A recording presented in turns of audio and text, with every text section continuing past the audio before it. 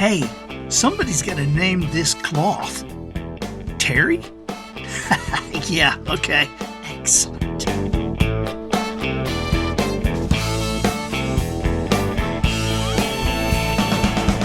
Good morning, afternoon, or evening. You are listening to the Professional Noticer.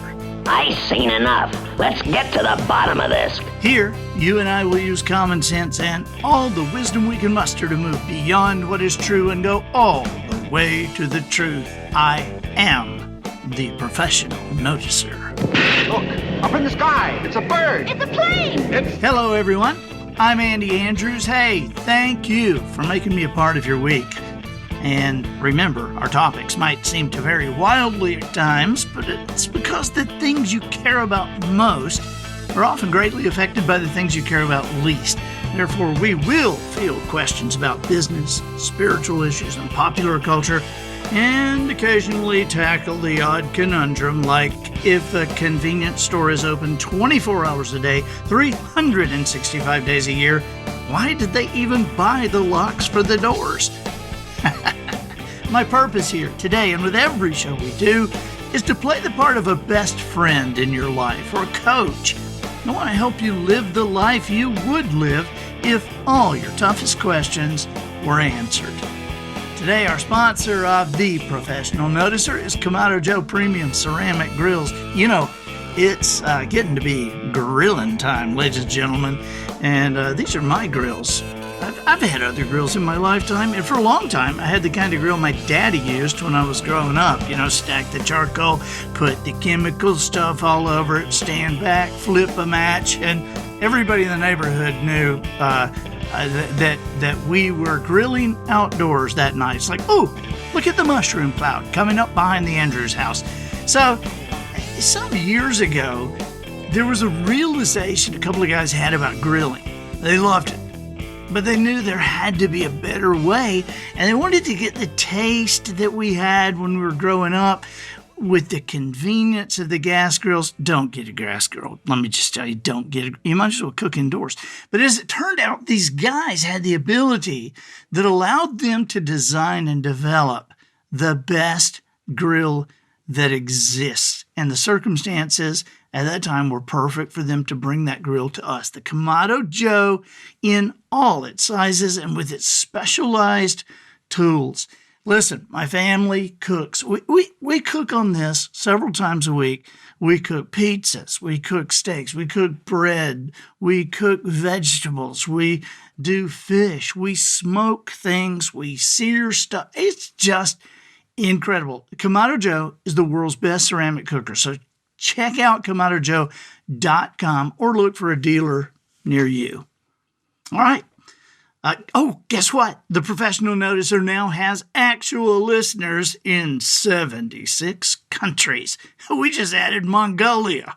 Wow. Hey, Mongolia, just so you know, observations and answers are what we do here. I deliver observations, but you provide the questions.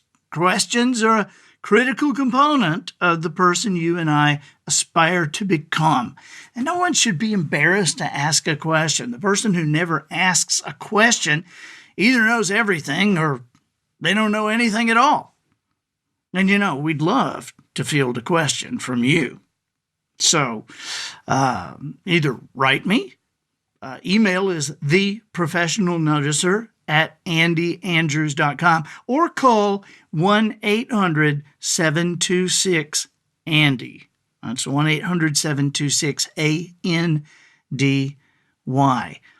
And would love to have your questions. And look, the questions, this can be about anything. And if you feel like you want to ask a question for your neighbor or ask a question about something you see, we are across the board here. And listen, if we use your question, the Professional Noticer, that's me, will send you your choice of the Guided Traveler Experience, which is over 8 hours of live video seminar that I did in Orlando at SeaWorld and some other very neat places. Or you could choose 100-Year Parenting. This is a collection of 53 videos, each between 10 and 20 minutes. It's life-changing, but very fun stuff.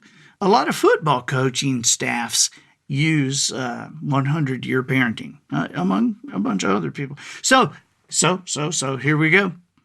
Always remember, the quality of your answers can only be determined by the quality of your questions. And this week, our first question is from Cheshire. She's from Louisiana. Let's listen. Hi, Andy. This is Cheshire, and I'm calling in from Louisiana with a question for you. My husband Mike and I are huge fans of your books and truly believe the information you have shared has helped us to change the course of our lives. Like you, we are the parents to 2 outdoor-loving boys, although ours are a bit younger than yours, at 9 and 7 years old. They, too, have been changed by the principles we've learned through you, and we cannot thank you enough for sharing your wisdom. 6 weeks ago, my husband was diagnosed with follicular lymphoma, which was found quite by accident. He has no symptoms as of yet and is seemingly in perfect health otherwise. 10 days ago, we learned that the lymphoma is advanced enough that it is going to require treatment, and with our care team have decided that chemotherapy will begin on Monday. Over the past 2 years, Mike and I have read many books together, our own little book club, that we now believe were put into our lives to perfectly prepare us for this moment. We started with the Noticer, then the Traveler's Gift, and then the Noticer Returns. And together, that led us to reading more than a dozen books that have helped to shape and mold our mindset. The principles we've learned have shaped the way we're raising our boys and preparing them for adulthood, but also for what is about to happen in our little family. We are fully confident in our plan moving forward and know that all will be well. We trust the care team that is in place, and we see signs of God's hand all over this process. Our relationship and our faith has never been stronger than it is right now. Mike spent 22 years in the Army, and as he'll tell you, lymphoma is not the worst enemy he's ever faced. So our question to you is this. Do you have a recommendation for how to handle the plethora of people around us, some extended family, some friends, and some strangers, who want to offer advice on what we should do, what we shouldn't do, or want to commiserate about this really dark place we're in right now? I put the words really dark place in air quotes, as we are not in a dark place. Our train is moving forward, and it is a positive, strong train, and we don't have room for any negative thought on board. If you have any ideas on how to politely and effectively shut down those negative comments, we're all ears. Thank you for taking the time to share your wisdom with us. Cheshire, thank you so much for the question. First of all, let me say that I am excited about the way you are facing what is obviously a tough problem. Tell Mike I said hello. Tell him I am excited for both of you, and you're just about how you're dealing with your children, dealing with this. But I heard you say raising your boys, preparing them for adulthood. I mean, at 9 and 7 years old, I have a little feeling of envy in there for you guys, because I know what an awesome time this is with a 9-year-old and a 7-year-old. And you are preparing them for adulthood. And as far as I can tell, you are preparing them in an awesome way, because things like this, I don't know why they happen. We don't know why they happen, but they do happen. And to give your children, to have the opportunity to give your children an unbelievable model for how to deal with what most people consider the worst life can offer. And so with the follicular lymphoma, you're in chemotherapy probably now, and I'm glad that you're fully confident. I'm glad you have a plan moving forward. I too, just as I listen to you, have a great settled feeling about this, knowing all will be well. I laughed when I heard your question about how to handle these people who just want to offer advice about what you should do and what you shouldn't do. And there are some people, man, the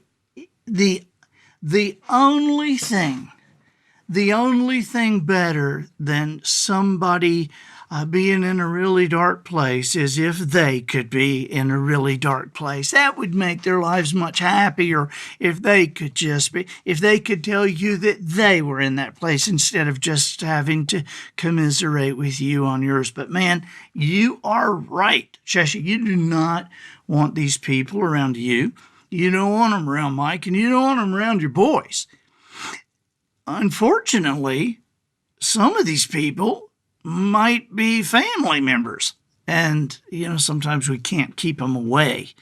And so we do have to deal with them. We have to deal with them in an effective way. So you asked, you said, do you have a recommendation on how to do that? Here is my recommendation. You're going to have to be the alpha wolf mom here when these conversations start.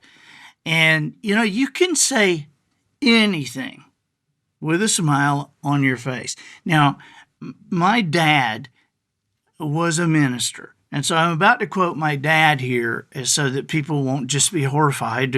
I think Andy's cussing. I'm come on. We're adults, right? At least most of us. There might be children listening. And if you're a child and you're listening to this, you're an adult. All right. So my dad used to say, you can tell anybody anything with a smile on your face, with a smile while you're talking and a happy spirit. You can tell people to go to hell and make them look forward to the trip. Now, that's what my dad, the minister, said. And so what you're going to have to do, Cheshire, is you're going to have to smile and put your hand up or put your hand on somebody's shoulder or on somebody's arm, and you're going to have to interrupt them. And you're going to say, hey, you know what? Stop, just for a second. I really appreciate your concern here. You know how much we love you, and we know how much you love us and how much you love Mike and how much you love the boys. But right now, we have already started down a road. We've chosen a path. We've gotten, with all our prayers and with everything we could gather at the time, we have started down a path. It would be counterproductive to back up that path and start down another path or even consider it at this point. Because at this point, all it would do would be to slow us down. Now, Cheshire, if you have anybody throwing Bible verses at you or anything, or, saying, well, it says in the Bible that, if you have anybody doing that, you can say, well, it also says in the Bible, King Solomon wrote, stop listening to teaching that contradicts what you already know is right. And so we know this is the right path we should take. We're taking this path, and we don't need any doubts or anything. And so I know you love Mike, so let's not put that in his mind. And of course, if you put it in mine, I might put it in his. So let's just don't talk about it, okay? All right. Thank you so much. And you've just got to, in whatever you say, and I'm not saying you say that, okay? But in whatever you say, somebody coming in and saying, I know this is hard. Oh God, I love Mike. I know this is hard for your boys. People are going to do that. People are going to do that. And so you're going to have to put your hand up, put your hand on their arm, put your hand on their shoulder, give them a punch on the arm, whatever it is you're going to do. But you're going to have to interrupt. You're going to have to break in on that process. And you're going to have to say, hey, you know what? We can't be like this. It cannot be like this. Mike does not need the boys to be like this. You don't want the boys to be sad, do you? And Mike doesn't need you to be like this. I don't need you to be like this. And you know what? There's a reason we are not sad and that we're not devastated. This is an opportunity. Our family is going down a path that other families have gone down before and other families will go down in the future. And our boys are going to have the opportunity to see their parents in a tough time and know how to deal with a tough time. And one of the things that they're going to know is that we do not give in to our fears. Our fears, that's just our imagination working overtime. That fear, if you have a fear of what's going to happen here with Mike and with our family, you have a fear, you don't know. And we don't know. We're trusting God in this instance. And so we feel like we're being led and protected in this pathway. And so for you to think or say otherwise, that's nothing but, I've always thought you had a great imagination. And so that's just you using your imagination in a way that it was not intended, certainly not for this situation. Okay. So let's not be thinking that way.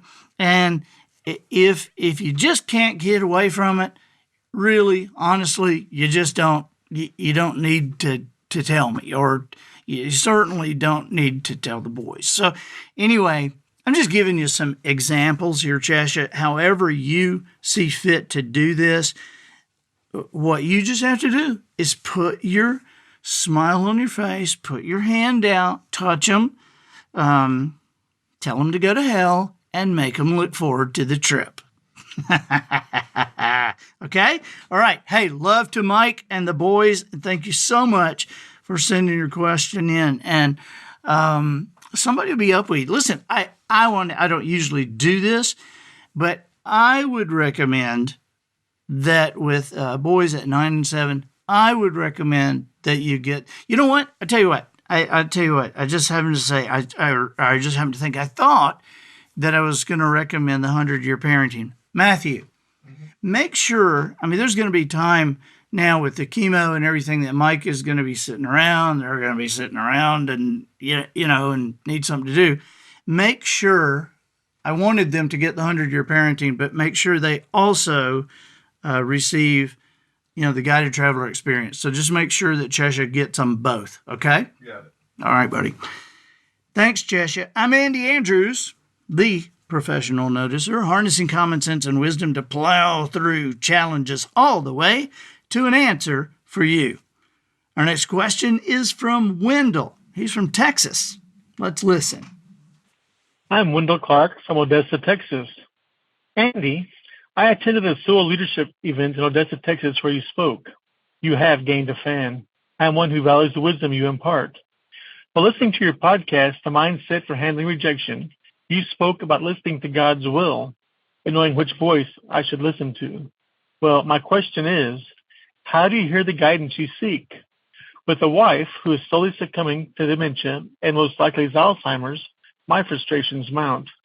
I too pray, Father, God, your will be done, but also pray for God to show me his plan for my life. Have a history of helping the homeless, clothing the needy, facilitating scholarships.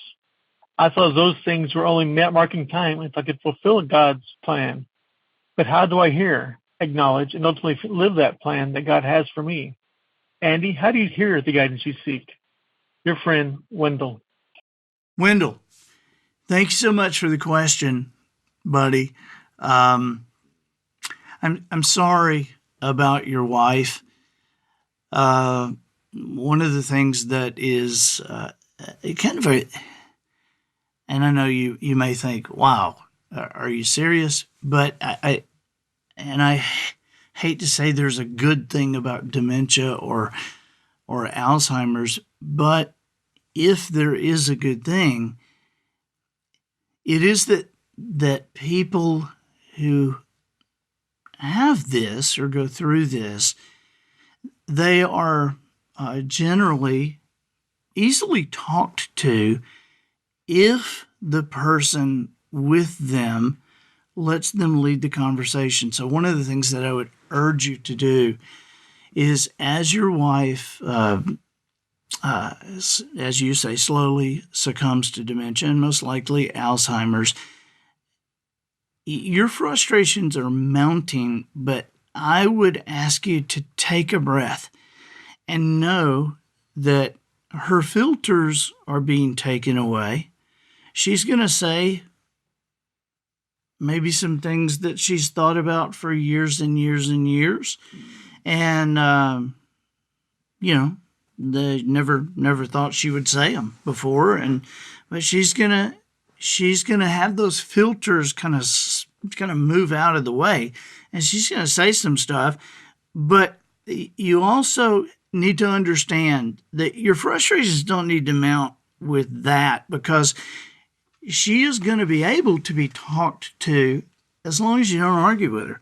If she says 5 times, do you want some coffee?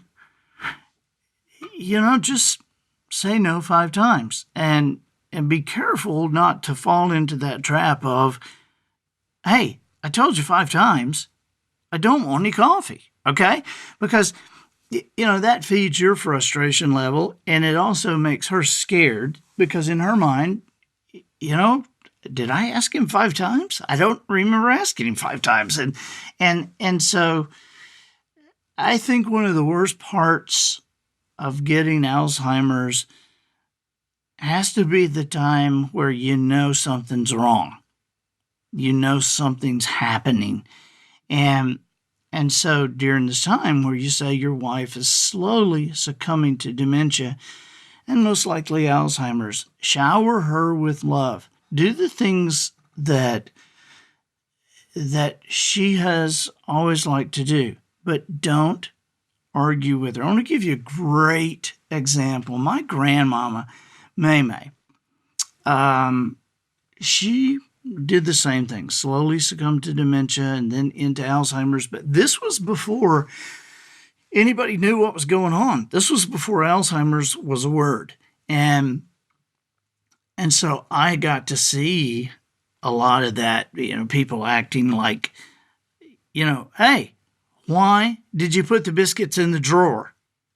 The biscuits don't go in the drawer. It scared my grandmother and made people just kind of crazy, and they didn't know what was happening, and she certainly didn't know what was happening. And so it created, fusses and disagreements that shouldn't have been there. And I don't know if the adults I was watching at the time just kind of didn't understand, what, you think bracing her on this stuff is going to make the Alzheimer's go away, or that she's going to snap to and suddenly get better? And again, back then, nobody knew really anything about it. And so, but I somehow knew then, that May was slipping away. And in one way, it's an awful thing.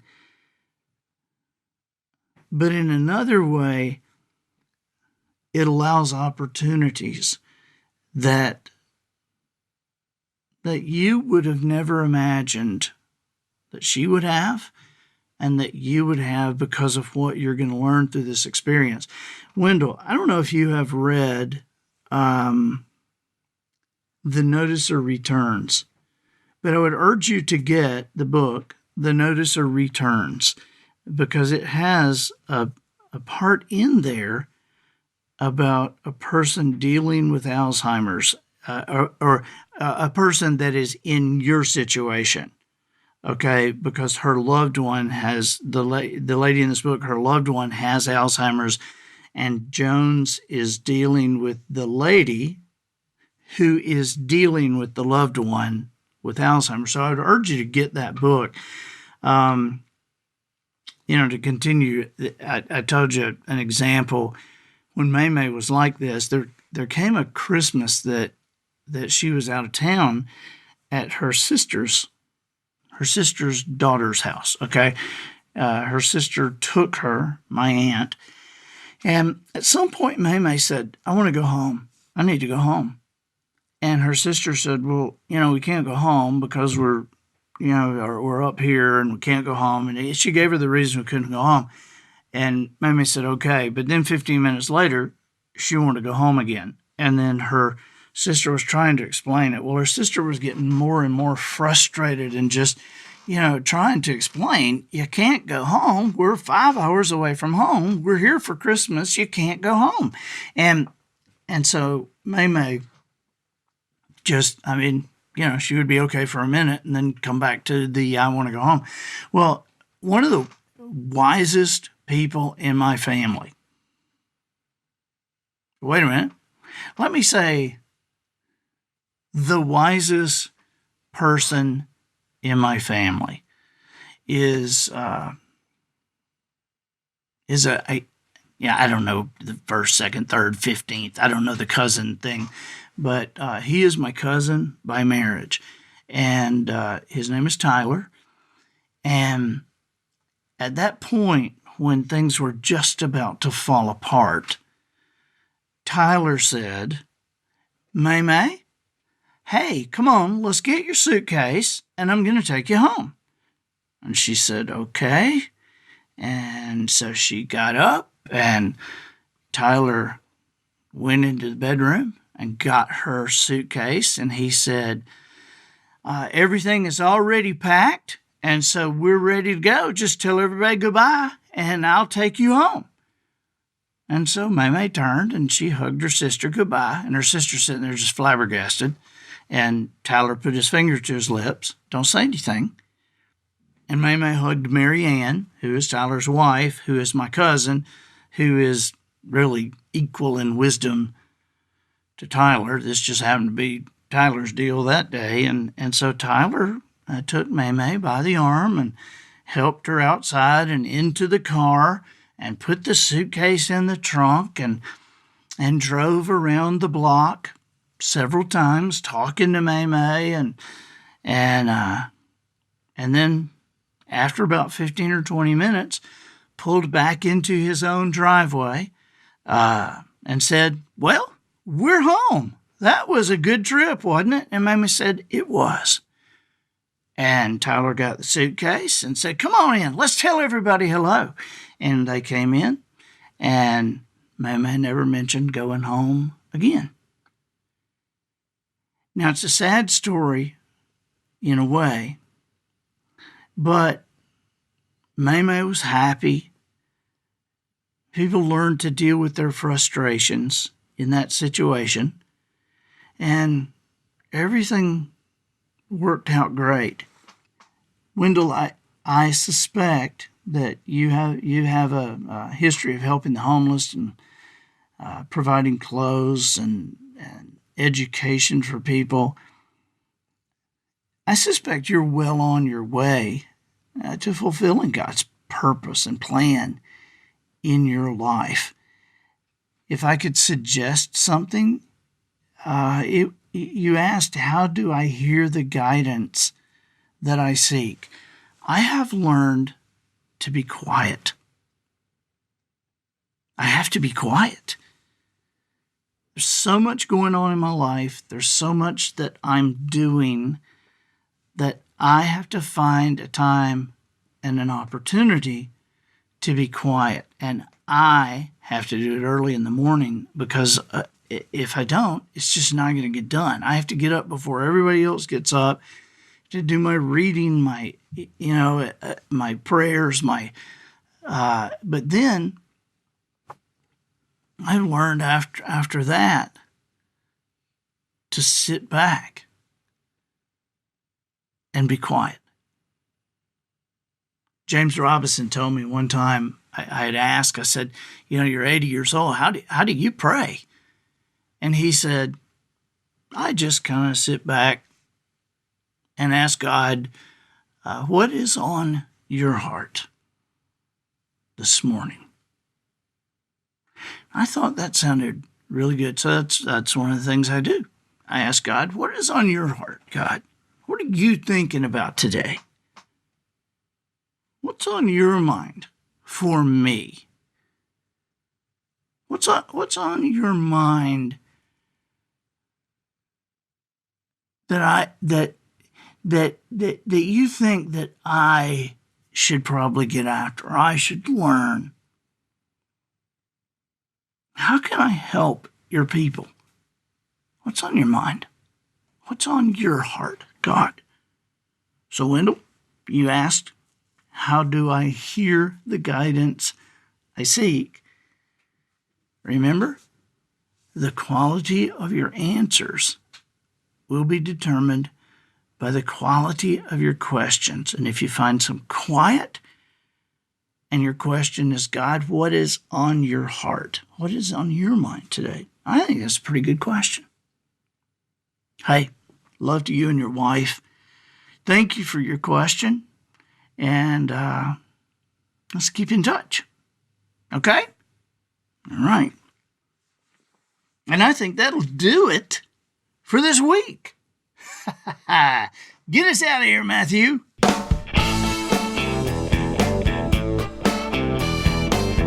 So, ladies and gentlemen, and to the boys and girls who aspire to become ladies and gentlemen, we have reached the end of another episode of The Professional Noticer. In a world where common sense has become a superpower, I'm harnessing the mental energy I have for you, seeking wisdom, making observations, and endeavoring to answer tough questions in a way that will empower your family and your business. I'm Andy Andrews. Until next week, smile while you talk. Shake hands with the kids you meet. And make sure you have an answer to the question, if a book about failure does not sell, does that mean it was a success? And so, until next week, goodbye.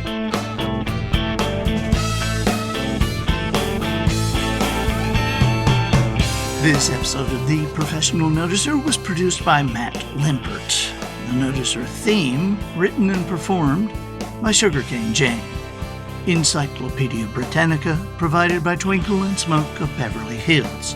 Additional financial consideration provided by badair.com, formerly known as the Association Bemoaning Bad Air, or ABBA. Badair.com charges no membership fees and imposes no rules of order. It is merely a conglomeration of simple folk like you and me who are repelled by bad air, especially when it comes from the mouth of a person who is standing way too close when they speak. Like your boss, who eats peanut butter sandwiches for lunch but never brushes his teeth.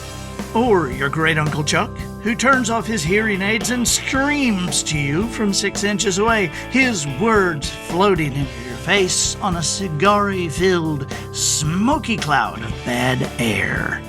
Ladies, have you ever shared an intimate dinner with a guy who insisted on anchovies to top his Caesar salad?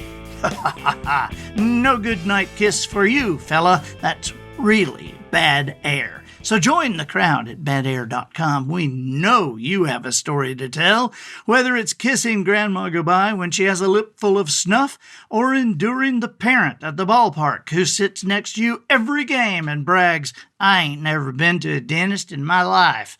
No matter, if you have suffered bad air from the mouth of a human being, you have a place with us. Go online now, that's badair.com.